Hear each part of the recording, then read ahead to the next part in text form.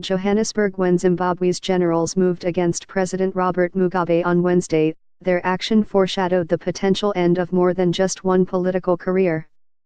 It echoed across a continent where the notion of the big man leader is defined equally by the lure of power in perpetuity and the risk that, one day, the edifice will crumble under the weight of its own decay.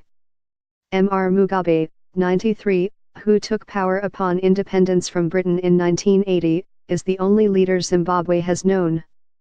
He has suppressed perceived threats to his dominance, often brutally, and maneuvered with guile to outflank his rivals. Decades after the furling of Britain's Union flag, he waved his liberation credentials with such skill and frequency that he stood as an emblem, however flawed, of Africa's yearning to be free of outside control. Viewing himself as Africa's true statesman, Mr. Mugabe, even in his 90s, flew regularly to diplomatic gatherings on the continent, including mundane ones in which he was sometimes the only head of state present. Though he is despised in the West and by many Zimbabweans, many Africans view him as a living, historic figure, inspiring diplomats and officials to stand and applaud his speeches criticizing Western powers. In the end, though, his deft touch deserted him as he weighed the question looming over the end of his regime: who would succeed him?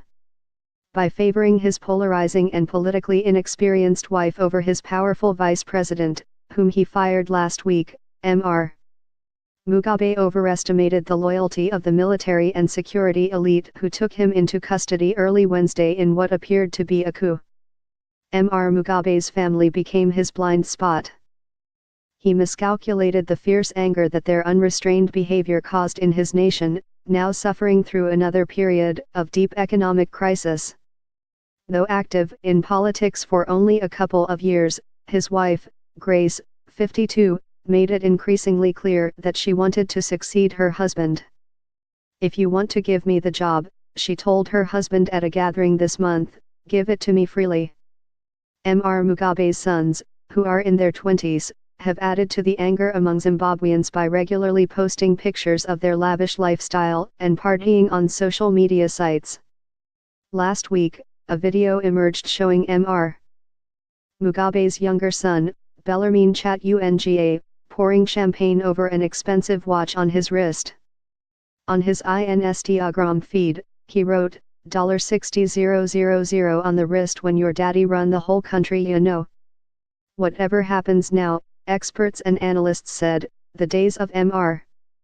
Mugabe's unrivaled hold on Zimbabwe seem at an end.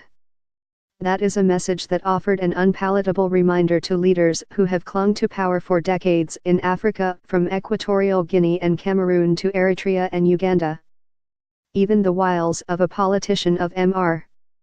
Mugabe's stature do not guarantee success to those who seek to extend their tenure indefinitely. In Harare, Zimbabwe's capital, Mr. Mugabe's precise fate remained uncertain on Wednesday, but many Zimbabweans referred to his house arrest as the end of his unchallenged rule and the start of a new chapter in their lives. "I'm happy now," said Donald Mutasa, 37, who was born at the start of the Mugabe era.